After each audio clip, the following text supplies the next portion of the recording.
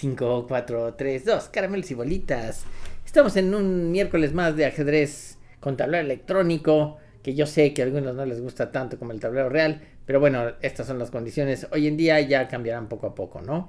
Ya estamos un poco de salida de la pandemia, de todas maneras a cuidarse, porque nunca se sabe, ¿no? Y la pandemia sí puede ser peligrosa, ¿no? Incluso estando vacunados. Así que dos cosas, una es vacúnense si no se han vacunado y confíen en que la ciencia es poderosa, y por otro lado ayúdense a sí mismos y cuídense y no estén en reuniones continuamente y demás, porque es donde se pueden contagiar, ¿no?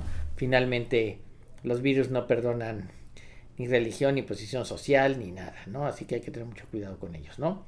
Bueno, hoy voy a hablarles un poquito de una idea que, que es básicamente una manera de estudiar ajedrez también, ¿no? Acuérdense que la mayoría de las veces si vemos canales de ajedrez es porque queremos progresar, ¿no? Alguien por ahí escribió, no sé si en Twitter o en un foro de Facebook, no sé, preguntaba si se podía ser gran maestro solamente viendo videos en YouTube, ¿no? Pues no, no se puede. Se necesita estudiar mucho, se necesita profundizar mucho en el ajedrez, los videos son divertidos, los videos pueden dar enseñanzas, pero no hay nada como dedicarse a estudiar en forma y en serio. Si ustedes están dispuestos a trabajar en su ajedrez, van a ver poco a poco que empiezan a jugar mejor, si son disciplinados, si estudian, si trabajan en su táctica, en sus finales, en su medio juego, en las aperturas. Y ojo, hay gente que cree que puede llegar a jugar bien, pero que necesita estudiar un poquitito. No, no se necesita estudiar un poquitito, se necesita estudiar mucho. El ajedrez es un juego muy, muy difícil y se requieren años para más o menos llegar a tener un nivel razonablemente bueno, lo cual tampoco es garantía de nada, ¿no? Sugiero pues que quien le interese jugar mejor trabaje con disciplina, que es lo fundamental, ¿no? Hay muchos talentos que podemos tener, pero un talento que tenemos que desarrollar es el de la disciplina, ¿no? Kasparov era un gran talento en su momento como jugador de ajedrez, sin duda, siempre fue un gran talento, pero su mejor talento es que podía estudiar muchas horas sin cansarse, sin fastidiarse del juego, ¿no? Y eso es lo que hace la diferencia entre los jugadores muchas veces, ¿no? Por ejemplo, Kasparov comentaba alguna vez que cuando terminaba una partida, él se iba a analizarla independientemente si ganaba o no ganaba la partida, porque decía, es que yo tengo que estar un paso adelante de mis competidores, ya mis rivales están analizando lo que hice bien y lo que hice mal, incluso ganando se cometen errores, entonces todo eso hay que tenerlo siempre presente, ¿no? Entonces Kasparov hablaba de eso, y pensando en Kasparov como un modelo a imitar, pienso que hay otros jugadores que son modelos a imitar. Si usted se hace de un héroe, ¿sí? Si nos hacemos de un héroe para estudiar, un héroe del ajedrez, elijamos un buen jugador y estudiemos sus partidas. Los jugadores fuertes, Miguel Tal, Capablanca, Lekin, Botvinnik, Fischer, Spassky, los grandes campeones del mundo, Kramnik, ¿no? Magnus Carlsen, son modelos a seguir. ¿Por qué? Porque saben mucho de ajedrez, porque resuelven muchísimas cosas en el tablero y además lo hacen de manera muy buena y muy ingeniosa. Entonces, una idea interesante para progresar es hacerse de un héroe. Consígase un héroe del ajedrez, un jugador fuerte, y trátese de jugar como ese jugador fuerte. Y entonces, véanse las partidas. Obviamente un jugador como Kasparov pues tiene, no sé, 2000 partidas jugadas o 3000. No vamos a ver las 3000 partidas nunca. Pero sí podemos ver de las colecciones de partidas las 100 mejores, las 200 mejores. Kasparov tiene escrito cualquier cantidad. Pero podemos agarrar otros jugadores que no son tan complicados ni tan difíciles de estudiar como Kasparov. Por ejemplo, podemos elegir a Miguel Tal, que sí, tiene cosas muy complicadas, pero también tiene cosas muy accesibles y que tácticamente nos puede ayudar mucho. O bien, si nos gusta ser muy defensivos, podemos estudiar las partidas de Petrosian. O quizás, si nos gusta un estilo más universal, podemos ver a Spassky o incluso a Keres o Botvinnik si somos muy posicionales. En fin, tenemos para todos los gustos y necesidades. Entonces, tómese un héroe, hágase de un héroe y estudie sus partidas. Si usted estudia partidas de Keres, por ejemplo, que es el modelo que vamos a ver hoy, y estudiamos 100 de sus mejores partidas y estudiamos 2 partidas por semana, ¿sí? Nos va a llevar un año completo analizar a Keres. pero vamos a obtener muchas ventajas. Quien quiera progresar, ojo, no va a mejorar en 3 meses ni en 6 meses. Probablemente requiera de un año de trabajo constante para empezar a ver resultados en los torneos, ¿no? Bueno, vamos a ver ahora una primera partida de Keres contra Winter. William Winter, que era un jugador británico, si mal no recuerdo, en una olimpiada en Varsovia en 1935, me parece. Y vamos a ver cómo se jugó. Keres lleva blancas en esta partida y vamos a ver cómo se jugó. Bueno, vino E4, C5, el negro Winter juega una siciliana, caballo F3, caballo F6. Y esto es muy interesante. Aquí fíjense cómo Winter juega como jugaba Nimzowitsch, que su idea era molestar al peón de rey con la intención de que lo avance, y un peón avanzado es más difícil de defender. Nimzowitsch habría jugado muchas partidas con esto, o algunas partidas interesantes con esto, y entonces habría que ver cómo lo jugaba él, ¿no? Pero la idea de caballo F6 es provocar el avance de E5, ¿no? Y Keres no se anda con cuentos y juega E5, caballo D5, caballo C3 y E6. Caballo por D5 y E por D5. Bueno, esto se habrá jugado muchas veces, no me cabe duda. Y acá el blanco juega D4. Y el negro juega E6.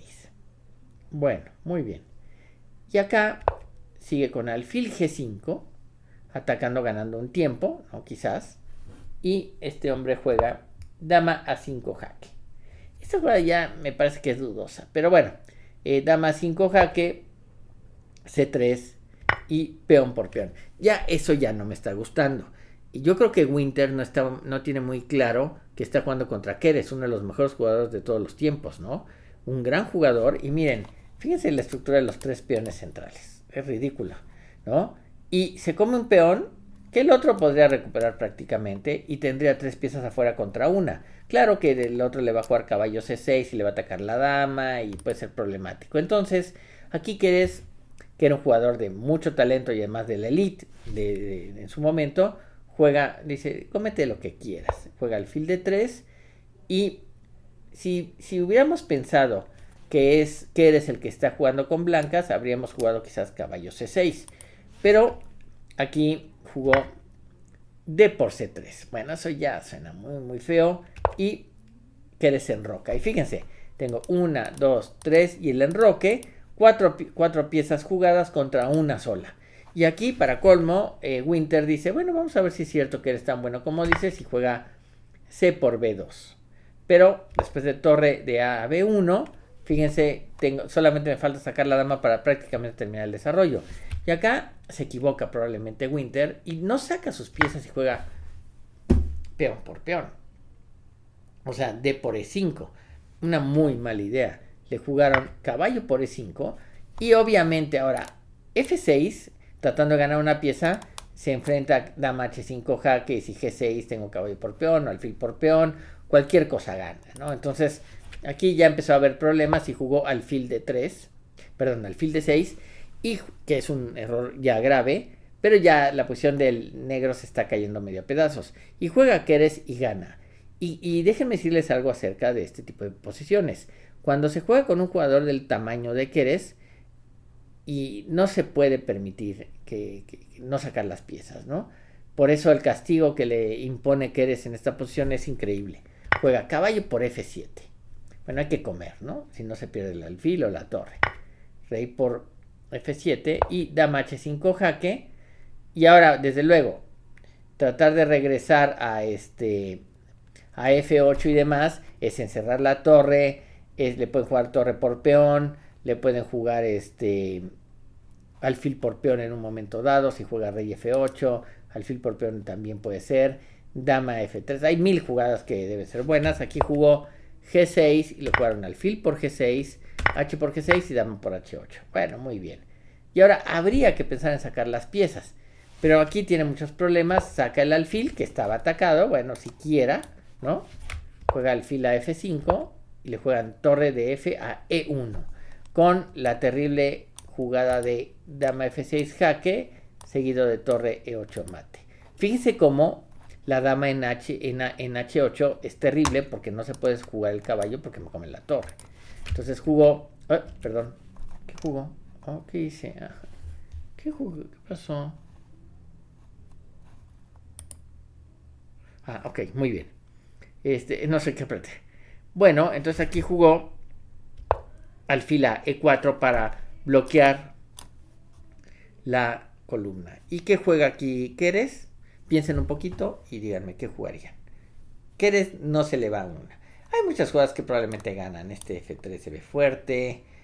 El alfil no se puede ir fácilmente. Si dan jaque me quito y no pasa nada. No sé, hay muchas jugadas. Pero aquí Keres remata con mucha certeza, ¿no? Juega torre por alfil, torre por E4, D por E4 y dama F6 jaque y abandona la partida, ¿no? Ahora les dejo de tarea que me digan cómo ganar. Vamos a poner algunos ejemplos. Si rey a G8, tengo dama por G6, rey F8, rey acá no, por rey H8 no, por alfil F6 mate, ¿no? Y si rey F8, tengo dama jaque, dama por D6 jaque, no se puede jugar rey E8 porque esto es mate, ¿no? Entonces tiene que jugar rey G8 y yo creo que aquí esto se está medio acabando, ¿no? Jaque, bueno, jugar acá es mate, ¿no? Entonces, bueno, tarea. En esta posición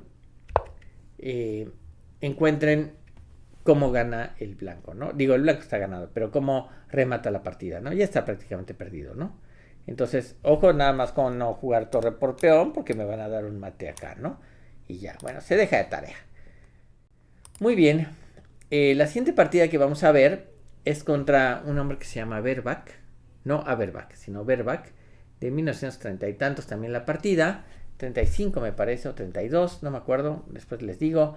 Y vean cómo Keres podía atacar con una sensatez y con una precisión impresionante. Miren, la partida empezó así. E4, E6, D4, D5 y alfil a E3. Bueno, esta partida creo que fue por correspondencia y entonces Keres pues puede practicar un poquito sus ideas, ¿no? Permite que le coman el peón, juega D por E4, caballo D2 y F5, defiende su peón. Bueno, muy bien. F3, E por F3 y caballo de G por F3. Fíjense, por un peón ya tengo 3 piezas afuera contra ninguna del rival, ¿no? Entonces, bueno, quiere ser un jugador de ataque y si me permite sacar las piezas, se va a poner muy interesante. Le juegan caballo F6, alfil D3, C5. Bueno, bien, buena, no es tan mala idea. Enroque, Keres promueve su desarrollo, C por D4, caballo por D4 y juega. Fíjense, aquí empiezan las combinaciones. F4, torre por F4, E5. Y pareciera de que, bueno, ahora Keres tiene un montón de cosas amenazadas, ¿no? ¿Qué va a jugar? Bueno, piensen un poquito, ¿qué jugarían acá como si fuesen Keres? Bueno, jaque, alfil G5, alfil B5, jaque, ¿sí? Ahora, si alfil D7, me parece que tengo caballo E6, y si la dama se quita de 7, tengo caballo C7 jaque y caballo por torre, entre otras, ¿no? Entonces habría que ver. Pero bueno, jugó rey F7. Y entonces, bueno, aquí ya está poniendo buena la cosa porque pues los dos están jugándose el todo por el todo. ¿Y qué jugarían aquí como Keres? Bueno, ¿qué falta? Falta sacar la dama y falta sacar la torre y seguir presionando. No puedo quitar la torre porque me come el caballo. Entonces, Keres encuentra una muy buena jugada y hace dama H5 jaque, no se puede caballo porque queda en jaque. Entonces jugó G6 y le jugaron alfil a C4 jaque, rey E8, dama por E5 jaque, aquí ya está ganado. Miren, una pieza contra todas las piezas que están jugando, dama E7, dama por F6, dama por E3 única si no se pierde pieza, dama por E3 jaque, rey H1 y juega dama por D2. Bueno, quiere morir gordito y es lo que le va a pasar, ¿no? Le jugaron torre E4 jaque y abandonó la partida. ¿Por qué abandonó la partida? Porque ¿qué puede jugar? Bueno, alfil E7, dama por mate. Entonces, única jugada sería jugar rey D7, ¿no? Y entonces, aquí cómo matamos. Pregunta técnica, ¿no? ¿Cómo podemos ganar esta partida? Bueno, encuentren cómo gana el blanco en esta posición, ¿no? Está ganado, ¿no? Me podría comer la torre también, ¿no? Entre otras cosas, ¿no? Pero estoy ganado. Pero ¿cómo podría rematar yo esta posición? Bueno, muy fácil. ¿Qué pasa si doy este jaque? Bueno, si viene acá, tengo jaque, rey acá y mate, ¿no? ¿O no? Si rey acá, ¿qué jugamos? Jaque, rey acá, jaque, aquí, rey acá, ¿se me escapará? ¿Se me escapará? Ah, no creo que se escape, pero probablemente este jaque gane. Pero bueno, a ver, entonces se queda tarea en esta posición, después de que juega jaque y el rey, jaque, después de esta jugada, la pregunta es ¿cómo gana el blanco? ¿Ok? Bueno, y finalmente les voy a mostrar nada más el inicio de una partida que ganó Fischer a Keres en el 59 en Bled, ¿no? Es una partida, miren, Keres era un jugador del Elite, sin duda, y Fischer era un niño prodigio, o sea, a los 15 años ya era gran maestro, y por muchos años fue el gran maestro más joven de la historia, hasta que, bueno, Judith Polgar le quitó un poco el récord, empezaron a haber jugadores más fuertes en menos años, y fíjense en esta partida Keres, que ya era un hombre hecho y derecho, y Fischer era un chiquillo todavía, Keres le prepara una variante de sacrificio de dama al mismísimo Fischer. Y esta fue la primera partida que le ganó Fischer a Keres. Miren, empezó así. E4, C5, caballo F3, D6, D4, C por D4, caballo por D4, caballo F6, caballo C3, A6. Eso se ha jugado infinidad de veces. Alfil G5, E6, F4, alfil E7, dama F3, dama C7, enroque largo, todo esto se ha jugado. Caballo B7, alfil E2 y B5. Y acá empieza la idea. Esta posición es un análisis que Keres le había hecho a Fischer en casa para jugárselo. Y Fischer entra entra y seguramente debe haber pensado que le tenía algo preparado, pero la confianza de Fischer era tal que desde chico él sabía cuando tenía ventaja o cuando no, y se lanza, ¿no? Le juegan alfil por F6, caballo por F6, E5, y fíjense que E5 amenaza pues la torre, ¿no?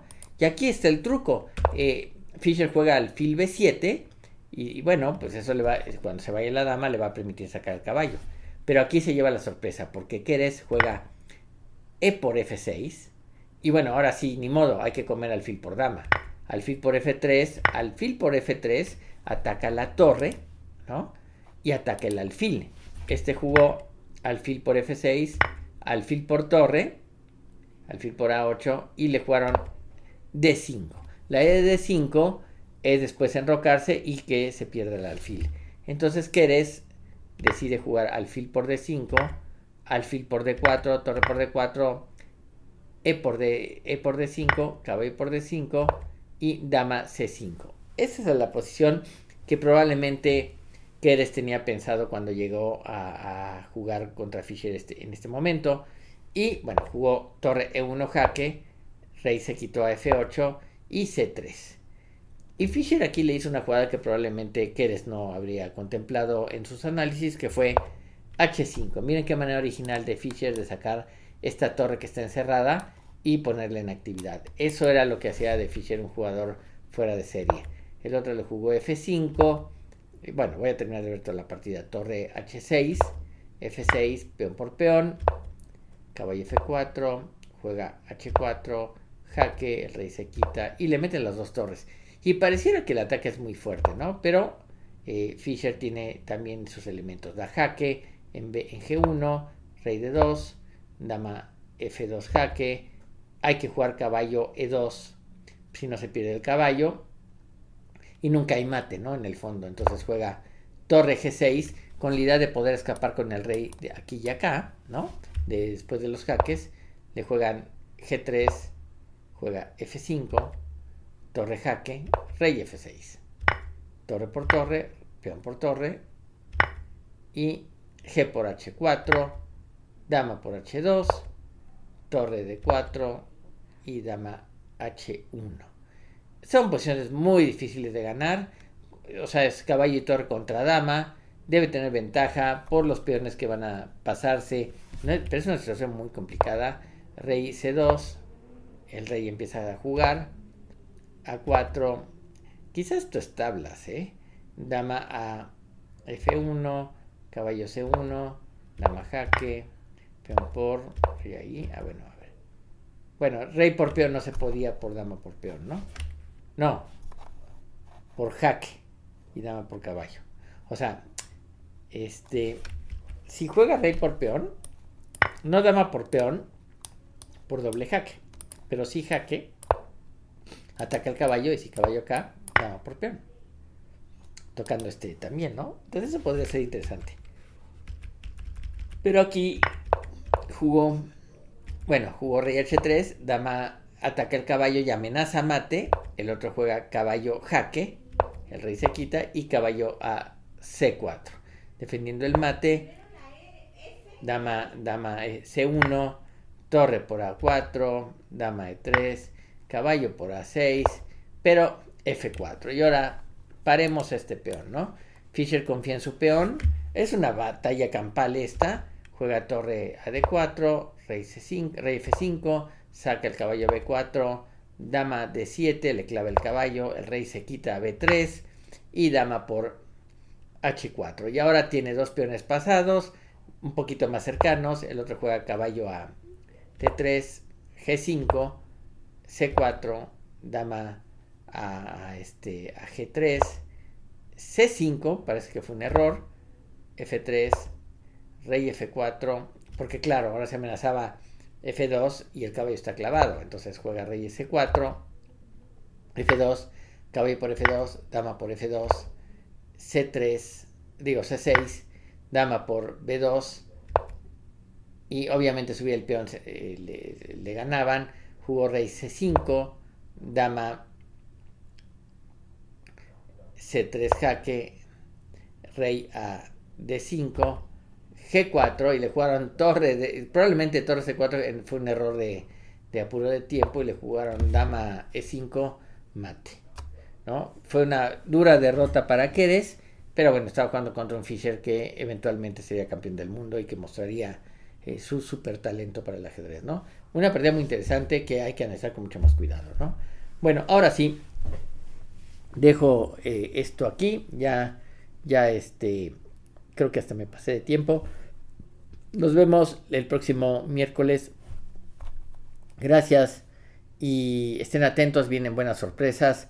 Ya hemos estado haciendo algunas fotografías en Instagram sobre lo que viene. Estén atentos, se vienen cosas buenas. Gracias.